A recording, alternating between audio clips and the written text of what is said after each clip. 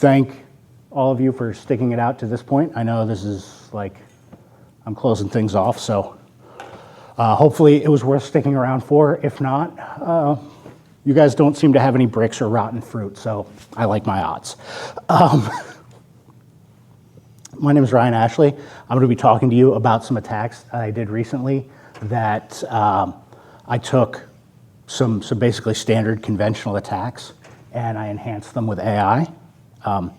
This presentation originally was done with my partner in crime, Ari Chadha, who could not be here today, but I wanted to give him credit and due diligence as well.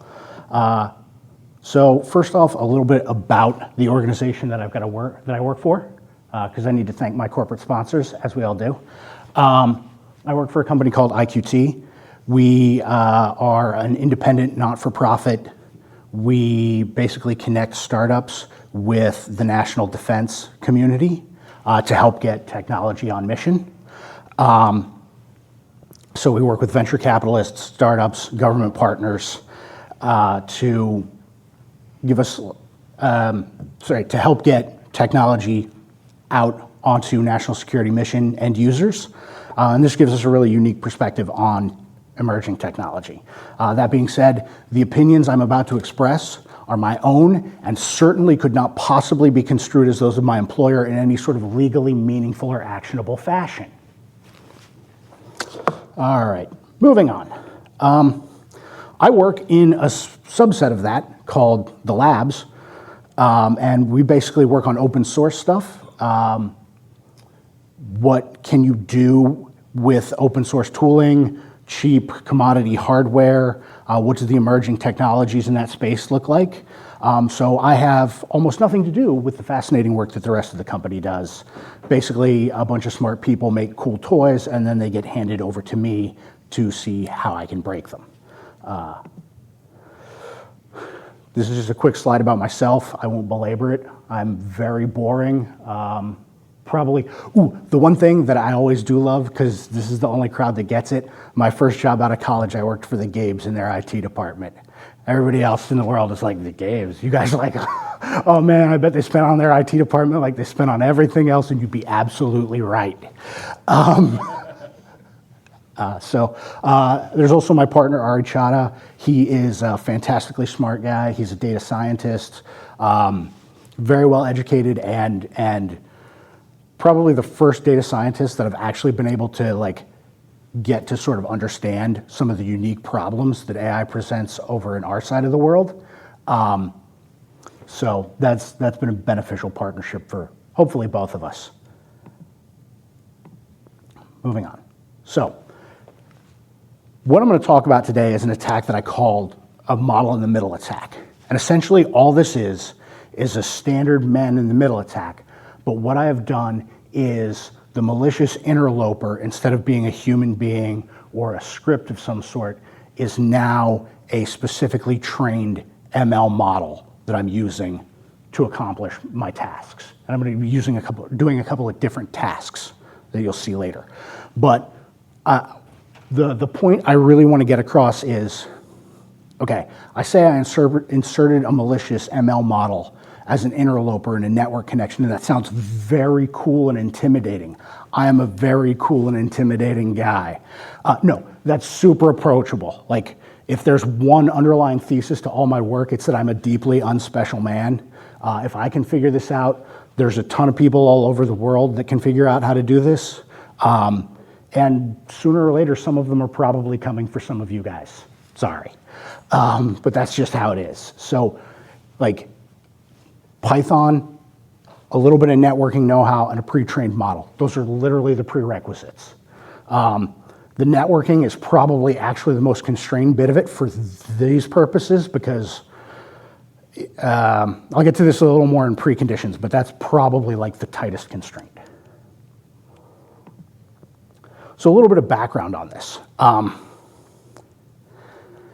I mentioned earlier that I work with a bunch of fantastically smart people who build really cool toys, and they kick them over to me to test. And I was getting one of these coming to me, and I've been thinking about it for a while because of some weird paperwork hurdles. And I work with this guy, Bob Glykoff. Bob is one of the smartest people I have ever met. Incredibly smart guy.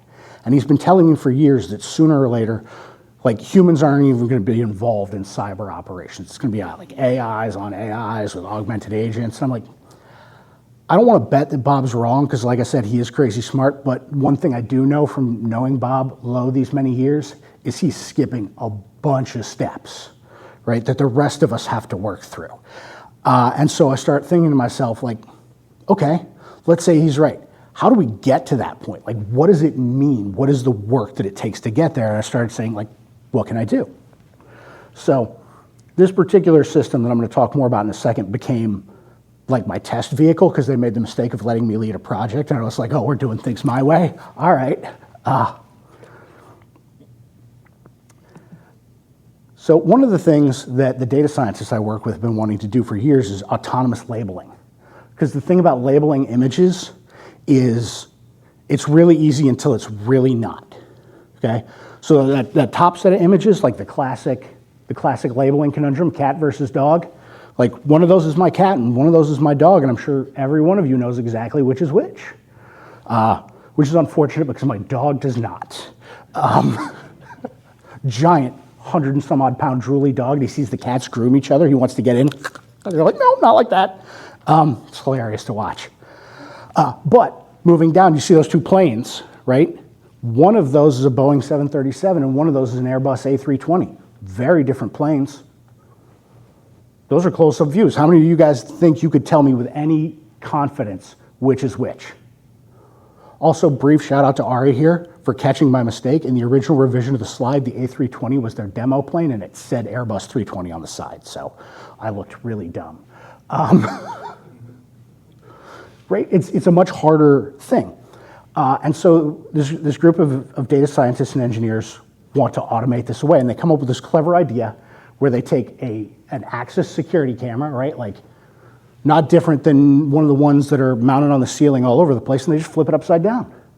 And airplanes, all civilian aircraft and most military aircraft in the United States throw off a signal, ADS-B. It's the avoidance detection something beacon. Avoidance. Basically, it's a signal that says, I'm a plane, I'm here, here's where I'm going, here's how fast I'm going, please nobody run into me, right? And so they get the clever idea to listen for this beacon, right? You know where the plane is, what it's heading, what its speed is. You can do a little bit of clever math, point the camera, take a picture of the plane, okay? And then you can, so in practice, there's an FAA lookup you can do against what the FAA calls a database. I was a DBA for a long time. I don't think your giant CSV file that you point out every day is a database, but I digress. You can look up the transponder ID and you can find out a bunch of information about the plane. That gives you a bunch of great metadata for labeling. Now you can start building up a data set, right? Very cool. You can start training a model to look at planes that are 30,000 feet away and say, oh, okay, can I tell the difference between them? So this is the thing they built, and they want me to test this and try and break it. Now, I'm going to talk about a few changes that I made for the demo. The demo you're going to see doesn't involve that camera because that thing costs like $1,500 and is super heavy, and I'm not really responsible with corporate assets. So I really didn't want to be carrying it around all weekend. I'm sure that would have been like super cool, but you know, also I need my $1,500 that they would take from me if I broke it.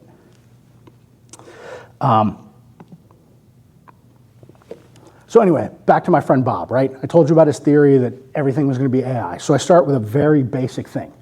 I'm going to take a very simple ML task, image recognition. You can go out, you can find tutorials, tons of setup stuff, and a very basic attack, man in the middle, right? This is like baby's first cyber attack, right?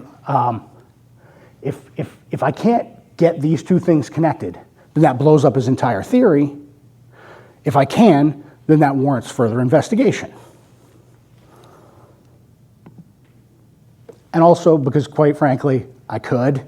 Like, it just seemed, like once I thought of it, I was like, oh, now I have to do this, right? I mean, maybe I'm vain, but style points matter too, you know?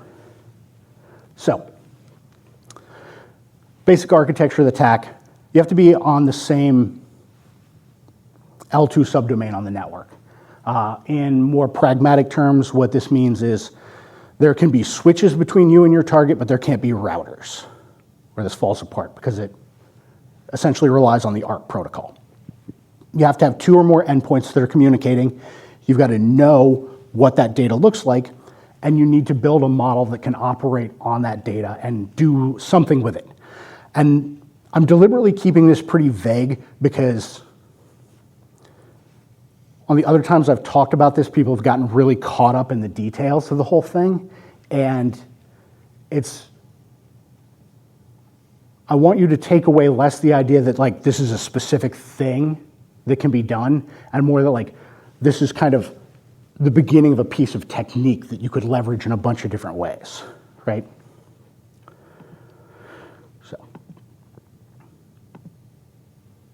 So here's a real quick like system architecture that we're working with, and we basically have 2 parallel systems, right? Sorry, I should back up for a moment. So some of this has to do with modeling things, right? Have any of you guys dealt with security cameras at all before? Okay. Most security cameras are essentially HTTP servers that hand back an image for all intents and purposes, right? You just do a web request. Maybe it's authenticated, maybe it's not. More often than not, it's not, which is disturbing, but, right, so to demonstrate the principle here, I've basically gotten rid of the camera and I've got an HTTP server that's serving up images back and forth to a user, right?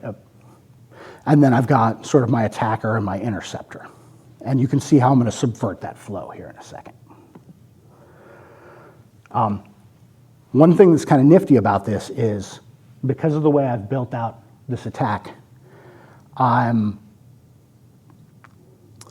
only interested in one particular route, right? So if you're asking the thing for any other information, it's just going to pass it straight through to the original endpoint, and you're going to get back real data.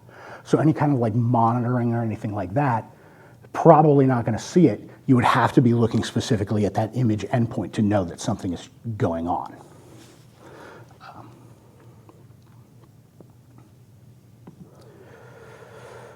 Okay. Oh man. These were Ari slides. Like I say, he's the data science expert. I'm going to do the best I can. Bear with me. So models, essentially, you can think of,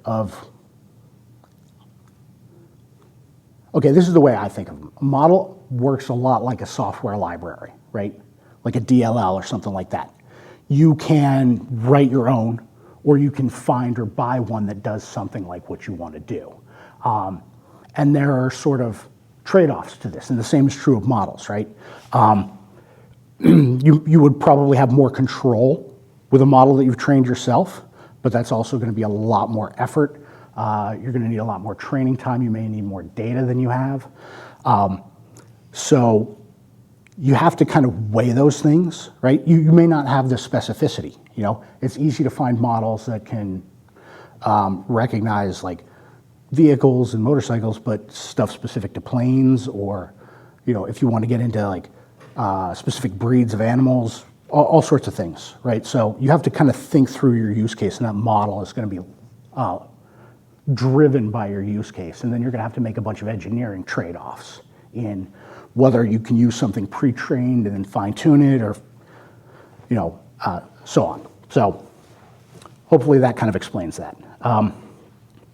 The model that we used in this case is based off of YOLO v5, which is kind of an older one. And that was very deliberate, right? The system that I was originally attacking was meant to be field deployed, like in a literal field. They took it out by the airport and set it up in a field on a battery pack and just like let this thing run for days. So the background of my original attack was like, I have to be able to bring out my attack infrastructure, right? I can't rely on AWS or something like that. I've got to have that stuff come with me and be able to run off of a battery as well. So in practice, I was looking for stuff that would run off of my laptop, right?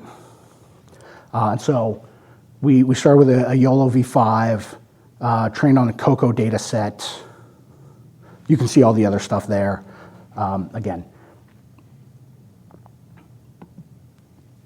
I'm going to skip this because that's a different thing. So the way this thing works under the hood is I've got an Nginx reverse proxy, okay, that's capturing the requests. It's looking at what routes that they're supposed to be on. Just doing some clever relaying, saying, okay, if you're not one of the things I care about, move along. And then if you are one of the things I care about, send it over to this other tool to do its work. And as I said, that's very nice because that makes a lot of what's going on here much more transparent to like owners and operators, much harder to detect.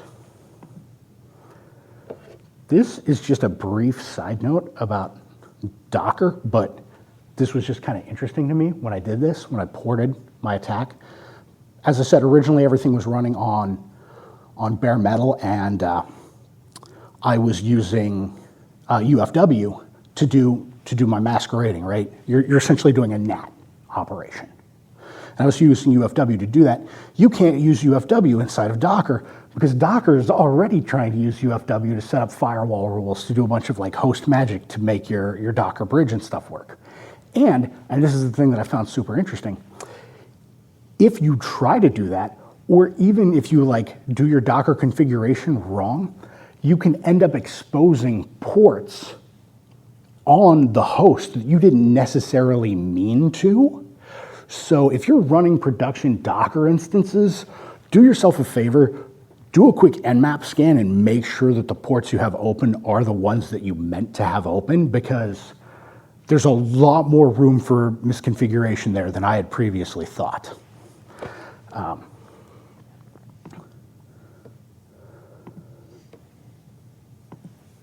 right, so that being said, that is demo time.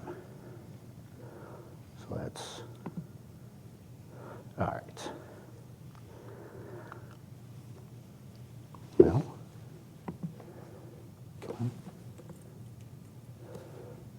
okay, there we go. Sorry, I gotta move over to a different desktop for this. Okay, well that kind of gives things away, but. All right, sorry, I was testing this out before I started here.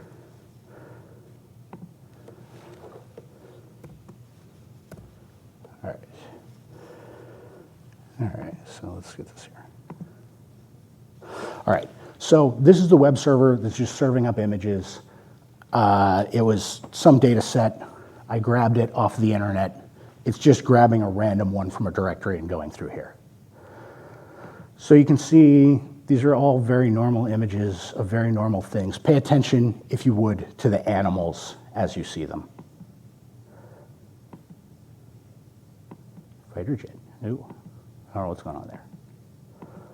All right.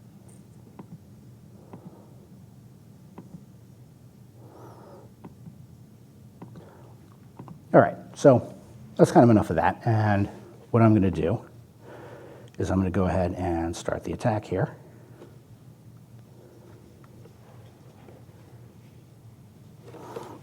And this is going to take a second to come up, so bear with me for a moment because it's basically got to load a bunch of config files. And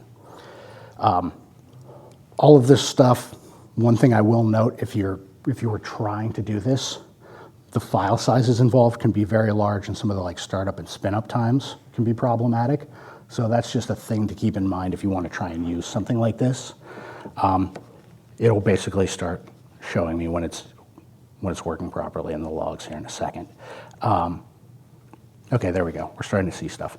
And as you can see, I'm basically just doing ARP cache poisoning, right? Flooding out the MAC table with my MAC saying, I'm here, listen to me. So we're gonna go back over here and we're gonna start looking at these again. Okay. There. So it decided that something there was one of my configured classes, right? So it's set up to be configurable. That's the wrong thing. Those are my commands to copy paste because I don't trust myself. We can see, it tells you. I thought that was a horse. Right, so, and it thought that with 86% confidence, more or less. Let's see if we can keep going on, get some other ones. There are some fun examples in here I've seen, just because of the way it works out. Well, that one's probably a cat or a dog. I want to try and find something that's...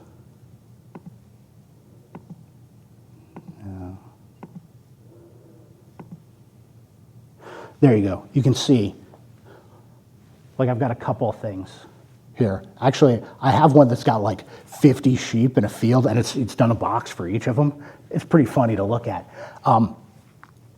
The point I want to make here is I did this way to make what I was doing very obvious for you guys for demo purposes, right? I wanted you to be able to see with absolute certainty that I've manipulated parts of this image on the fly, and that necessitated a certain unsubtlety, right? So I deliberately used like very chunky bounding boxes, right, and high contrast imagery. But you can imagine if I had decided to get more sophisticated and grab something like an outline or something like that, particularly in the context of a camera. One of the iterations of this basically involved, I would always keep the last image I'd pulled from the camera that didn't have anything I was concerned with about, right? And then I get something that I am concerned with about, and now I can say, oh, in my last image, what did you have in this region? Oh, right? You can see how this could get very nasty very, very quickly, right? So that was a ton of fun. And I started talking to people about it, and what everybody kind of came back and said to me was, that's super cool, but I don't work with cameras. I don't work with image data. Like, why are you talking to me about this? Which brings me to the next portion of the demo. Here we go. This is Visual Studio Code. You guys know Visual Studio Code? Okay, all right. I did 15 years as a .NET developer. I hate Visual Studio. I refuse to use this for the most part, but I understand it's very, very popular. Now, follow-up question, how many of you guys work with developers who want to use things like ChatGPT to help them and make their lives better and easier? Right, okay. I'm going to show you why I think they shouldn't. So this is a tool called Nanobots. Basically lets you plug into an Olama instance. So you can connect your Visual Studio Code instance to an Olama instance. My partner, Ari, was actually running Olama in our lab. He was using it as a coding assistant. He showed it to me. He was like, this is super cool. I was like, this is super fucked. I can break this. Sorry, pardon my language there. So here's what we're going to do. We're going to ask it to, see if I can type.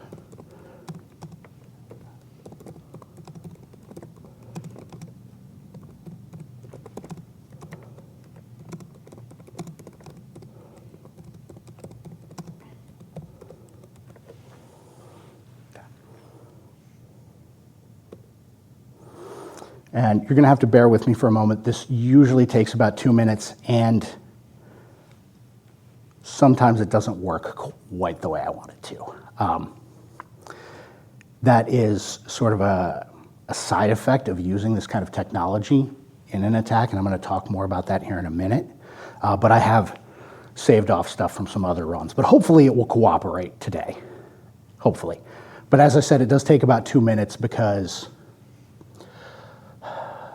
essentially I'm running a 7 billion some odd parameter model in Docker on my laptop locally.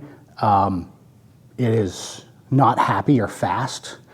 You could obviously throw a lot more resources at this problem. You can change your model. There's a whole lot of different things that you could do this is just kind of what I have and the way it's built at the moment, just as a proof of concept. Essentially what's going on right now is I have sent a prompt to the Nanobots API container. It is reaching out to, well, it thinks it's reaching out to a container running a model called CodeLlama that is going to generate some stuff for it, and then it should be streaming that back here in probably 30 to 40 seconds or so. Fingers crossed. Oh! All right, nice.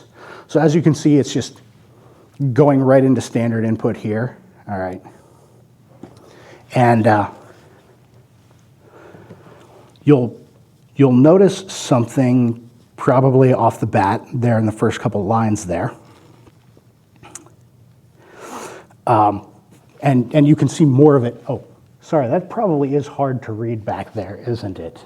I apologize. Can you guys, is it decently readable? Yeah, okay.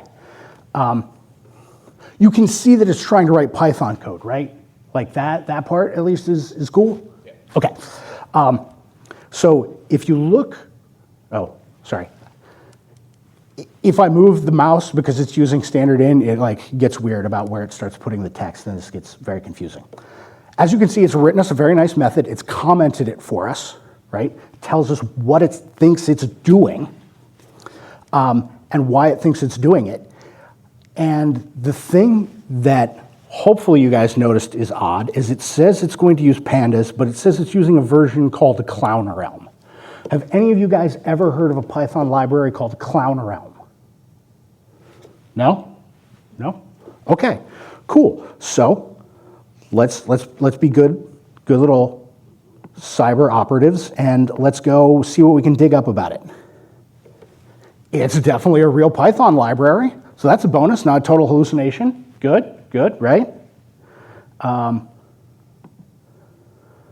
right, so I mean, not a lot of detail here. It's Apache 2 licensed, open source, well, you know, but not a lot of detail. You guys want to pip install it and run that method it wants us to run and see what happens? Who feels like living dangerously? Right? Hey, it's not mine either. That's the beauty of it. Let's find out. So we're going to go over here, and I want to Control B, 2. Okay. So just to obviate some of this, I set up a Python virtual environment and already installed it. And we're going to do just Python 3 here, just the standard REPL, and oh good, it still has my old commands. That makes demos a lot easier. So we're going to do that import statement that it wants us to do, and we're going to call that register method. And you can see that because I wrote that library, spoiler, I know that comes as a massive shock to you guys, that I wrote a whole library for demo purposes. All the malice that it does is tell you guys about the great smooth taste of Heaven Hill's Mellow Corn brand whiskey, which they don't pay me or anything. I wish they would. But for a sub $20 bottle of whiskey, you cannot beat Mellow Corn. It is fantastic. I have paid much more for much worse whiskey.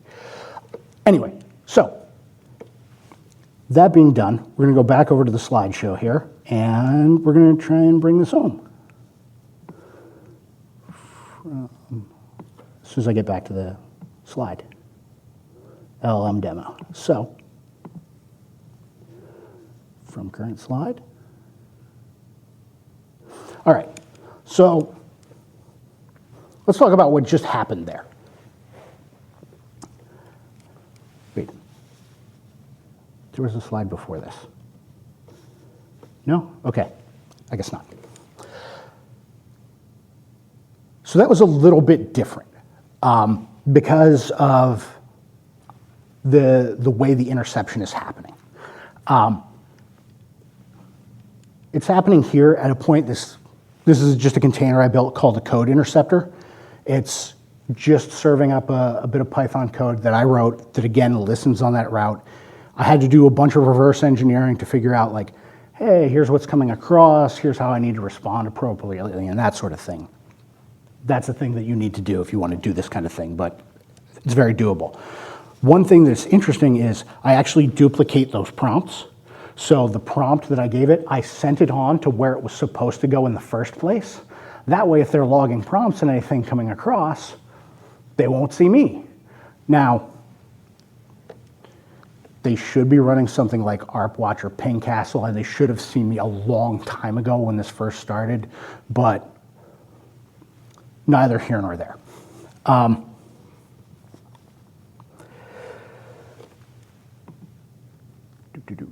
Come on, next slide. Okay, there we go. All right, so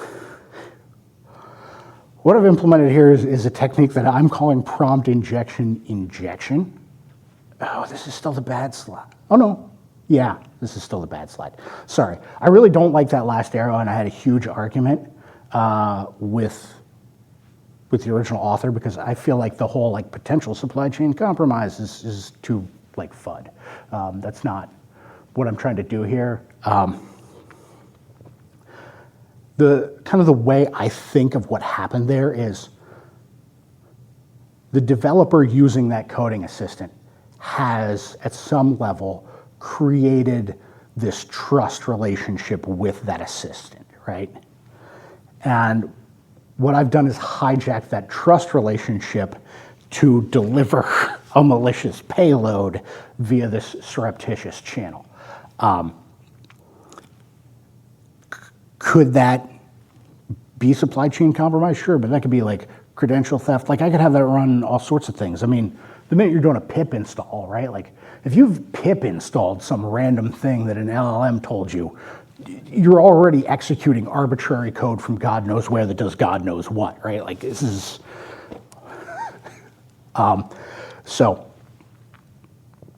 but what I did do was I basically, I parlayed network access into being inside of a developer's IDE effectively.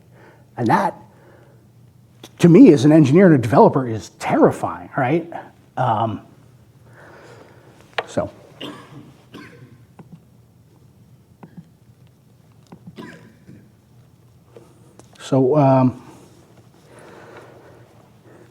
alluded to this a little bit earlier, actually at two different points. One of the things that, again, I have to give my partner on this work, Ari, a billion points of credit on is he was the first data scientist that I was able to explain like what I was trying to do to, and he got it. I spent so much time arguing with a lot of other people where I was like, so I need a model, and I don't care how accurate it is, but I need it to respond in under 500 milliseconds. And they're like, well, no, the F1 score and the accuracy and the error rate. I'm like, I don't care about those at all. I need it running at line speed.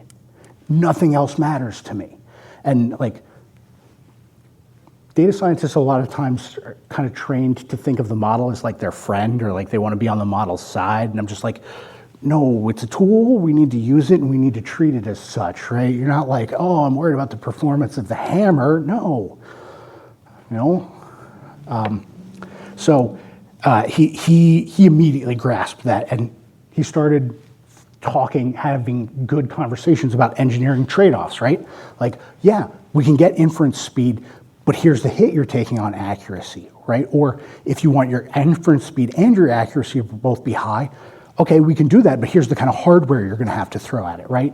And again, you know, if you've spent any time in sort of an engineering or ops, these are conversations that you're used to having. It's just, the ML space is so nascent that starting to have those conversations is like, it's tough for them. The other thing that I started to find that I thought was really neat is, so ordinarily when dealing with ML, you have something called an error rate, okay? Quick aside, if you are talking to somebody about a model and you want to use it for something and they give you the error rate, okay, don't let them stop there. because that error rate is composed of a false positive rate and a false negative rate, okay? And it weights those two equivalently, but I guarantee from a standpoint of your use case, those two things are not equivalent, and you need to figure out which one is worse, and you need to know which one has the higher rate of incidence, right?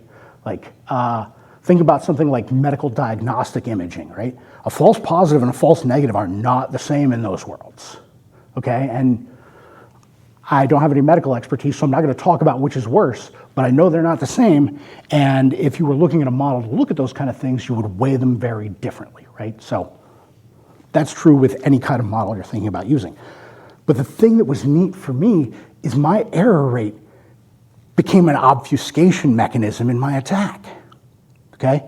Because if you go through that data set of planes that I generated and you say, oh, he's only hitting the ones with, a certain file name or a certain date range, it's very easy to see like what I did when I was active. I didn't get all the A320s. I labeled some things as A320s that weren't and messed with them. It looks like this weird roving glitch in the system, and it's really hard to debug. And it's become like a tunable parameter for me as an attacker. And also, I have no idea what the incident response people are going to do when this stuff starts hitting their desk.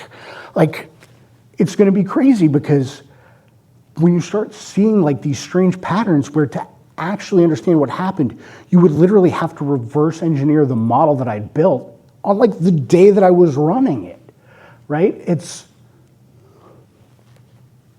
The future is going to be crazy in some regards. But like, how do you go about detecting something like that? How do you go about responding to something like that? Like figuring out the extent of a compromise? I don't know. If anybody does know, please hit me up.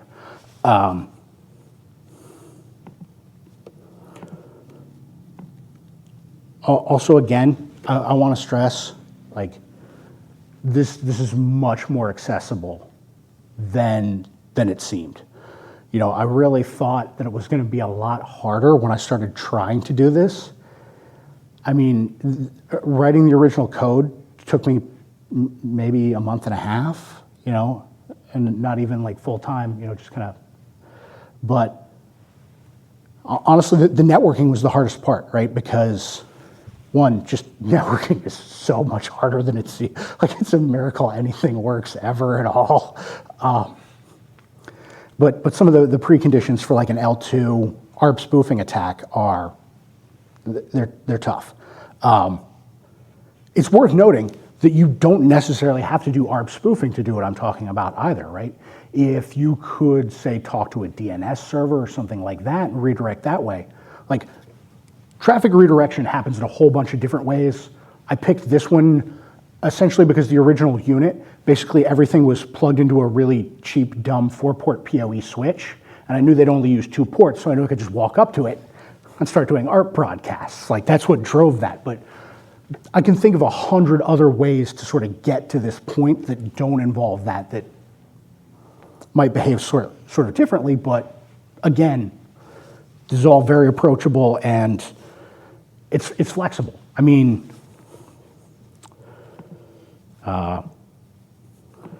and this slide was kind of a last-minute addition. I showed some folks and they were like, okay, cool, how would I stop that? I was like, I don't know. I'm not a solutions guy. That's not what I do. But in all seriousness, network segmentation, TLS 1.3 if you can, because that pushes the handshake so much further down in the network stack, right? In theory, with TLS 1.1 and 1.2, if I'm already acting as a man in the middle early enough in the exchange, I could catch the keys and do it. In practice, that's not, I don't want to say it's impossible. If you have enough time and money and resources to throw at any engineering problem, it's feasible, but it's much, much, much harder. ARP monitoring, monitor that. ARP Watch is a great tool. I believe Pingcastle does the same thing. ARP Watch is the one I know because that's the one I use at home. It will send out an alert basically saying like, hey, I've got 2 devices advertising the same. I'll let you know, so. And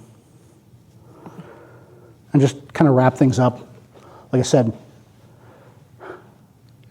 this just gives the attacker a lot more subtlety and precision in what they want to do.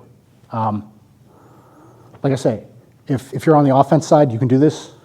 If you're on the other team, I'm sorry, but this is the kind of stuff that's coming for you sooner or later. And yeah, just so some things I'm intending to keep working on, actually. You know, how does the addition of AI kind of renew or reinvigorate some of these kinds of models? You know, even when I started this, like, you know, attacker in the middle types of attacks were considered kind of a dead end, but I've started seeing a resurgence in people trying to use them for Office 365 and like MFA exhaustion attacks and that sort of thing, or captive portal types of stuff. And then also, I should think more about the detection and response piece and what that looks like and what that works. And I just would be completely remiss if I didn't thank like all my coworkers who are fantastic. Nikhil Mehta, who was our summer intern, who built the original unit that I used for testing that I showed pictures of all the way back. My good friends down at Fredericksburg Hackers, that's my local hacker meetup. If you are based out of the Central Virginia area, it's a great meetup, great group, first Wednesday of every month. All the folks who organize and put on SecureWV and give us the ability to like come here and do these things and listen. And you guys for showing up and listening to me talk about my weird niche AI attack crap for way longer than most people would have, especially this late on a Saturday. You guys know there are like bars open, right? Not far from here. Like you could have been there the whole time. Just any questions? Easy ones, hopefully.